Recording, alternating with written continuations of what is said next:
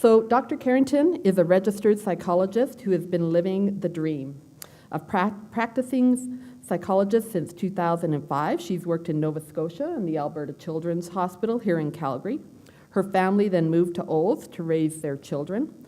The dream of having a rural private practice developed, and now Jody's big love is to speak to most anyone. You probably noticed when you came in, she was speaking to us all, and we're so pleased to have her here. To speak to us all about the power of relationships and listening to anyone who wants to tell their story.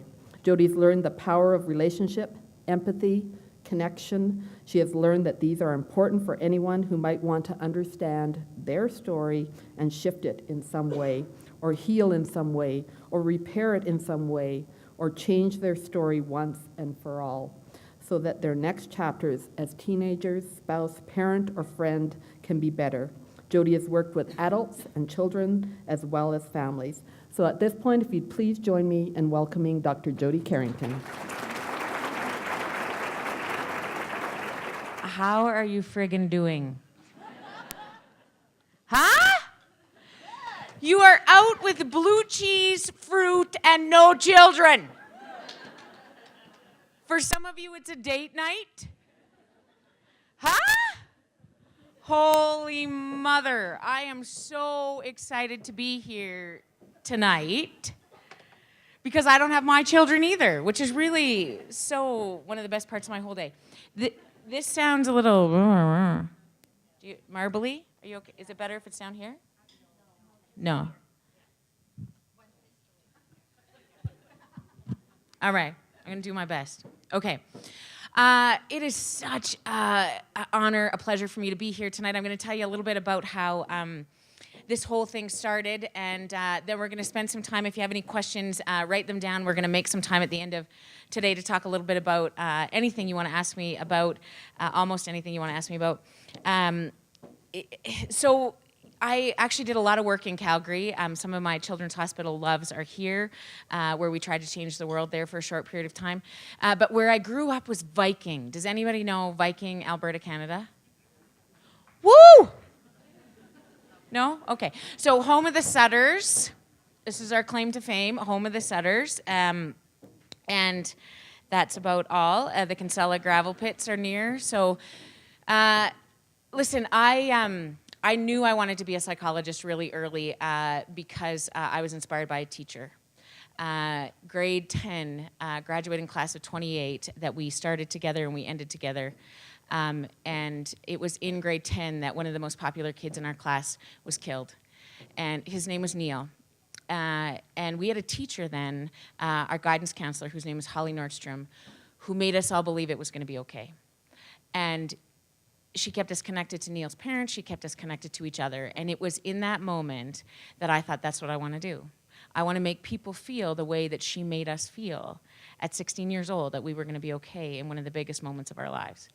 So when I said that to my dad, I think I got it figured out, I want to be a psychologist, he was so friggin' happy about that because that meant that I might stop drinking at the Kinsella gravel pits. So he was like, what do we need to do to make this happen? So 13 years later, the poor bugger's still paying for things, and we're doing fine, you know? So in the course of that whole process, I knew I really wanted to work with adults. I wanted to be a sports psychologist. I started at Redrick College, where I don't remember much of that because I spent a lot of time in Billy Bob's. And then I went straight to the U of A, and I remember a little more of it. And I spent a lot of time there looking at sports psychology, trying to figure out how I could be the best motivator on the planet. There's no jobs in sports psychology. So I did an undergrad internship with the RCMP. And that is where, for 18 months, I worked with K Division and G Division. So these are our guys in Alberta and Northwest Territories. And I learned a lot about trauma. And I learned that we do very little to support our members. We do very little to support our EMS personnel, even today. And we do even worse of a job of supporting the families that hold them.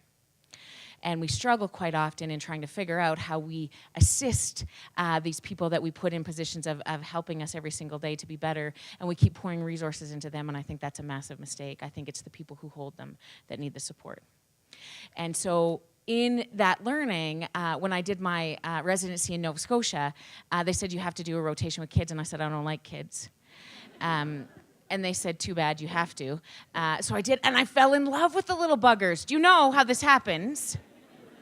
You don't want to like them, and then it just happens. And then you get some, and then you really have to love them.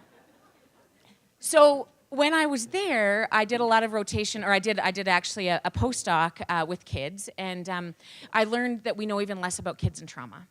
And I was so excited to come back to Alberta, and I got a position at the Alberta Children's Hospital on the inpatient unit where I stayed for 10 years.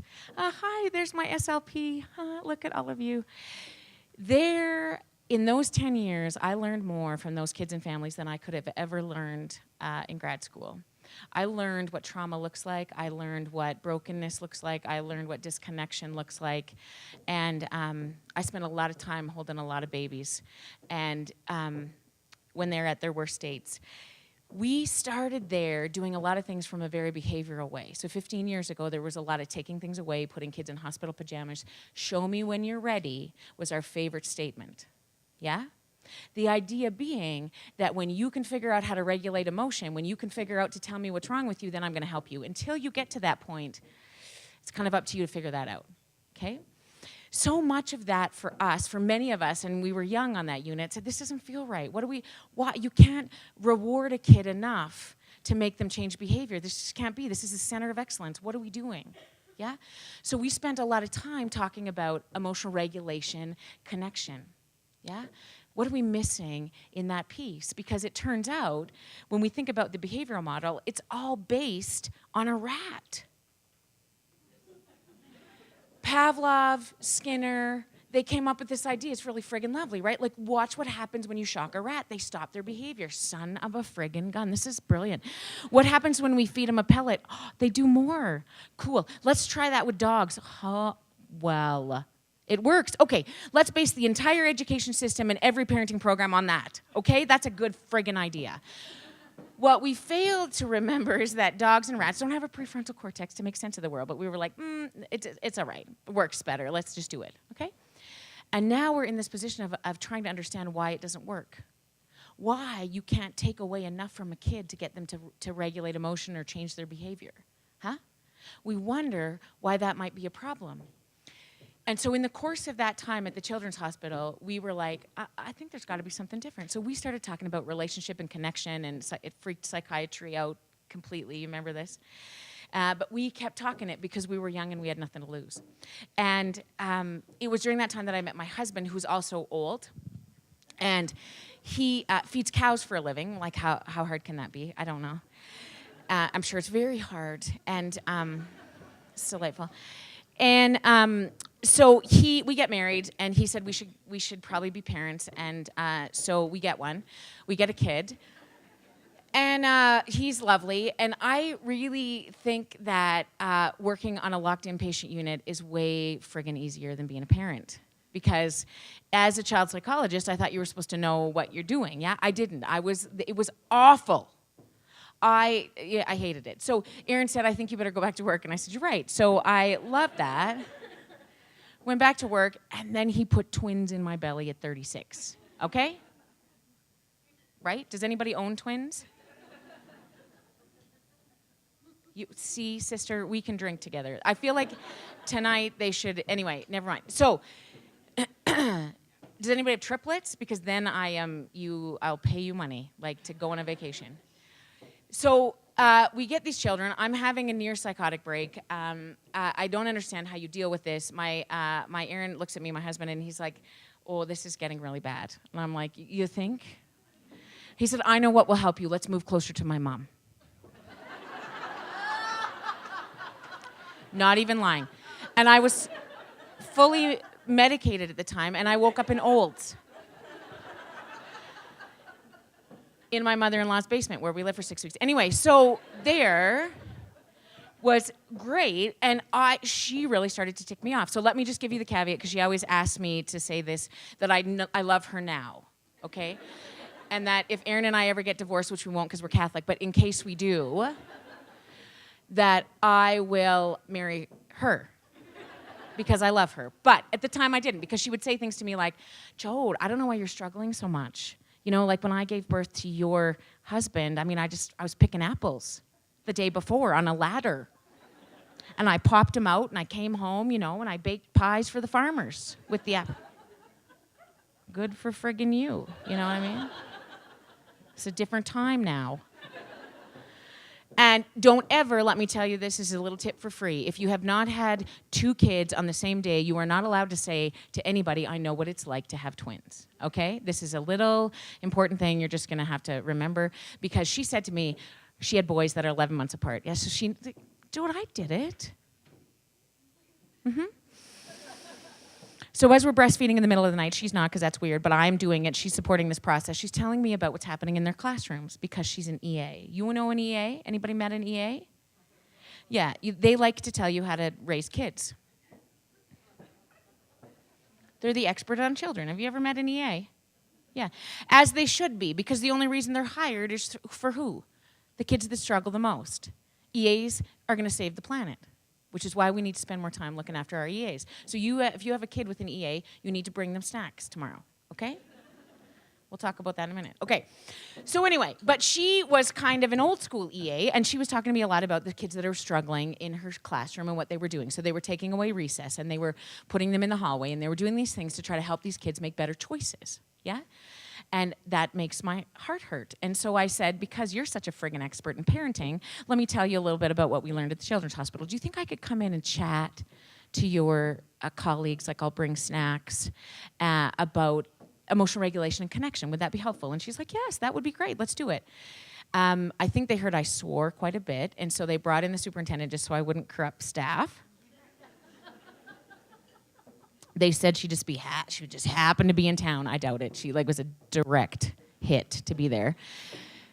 And she thought it was pretty good. And then she said, we should do this more often. And hey, we've had a cancellation at CAS. We need a keynote. Could you just give an hour talk at CAS? I said, sure, what's CAS? Just a little conference. I said, great. In Edmonton. And you know what? It is where all the superintendents go one time a year to Edmonton. So there's 400 friggin' superintendents in this room, like this, ball gowns, 3-piece suits, very, very important in their educational prowess. And I roll in, not knowing what I'm getting into, swearing like a trucker from Viking, which, anyways, don't send me hate mail about truckers, because I know they don't all swear. But anyway, because this is something that I believe to the core of me to be the reason that we can change the world, and it is about relationship and connection. And why educators to me become the most important people ever is because guess who spends more time, more waking hours with our babies than we do? Educators. And here's why that becomes really important to me. There's so many discussions about how to do this parenting thing right that we kind of forget what we're supposed to be doing to do it right. Does anybody own a mother-in-law? Okay, so there's 677 opinions about how to do this right? If you don't coach every team, if you don't have a dolphin-assisted pool birth. Very bad. And sweet Jesus, if you don't breastfeed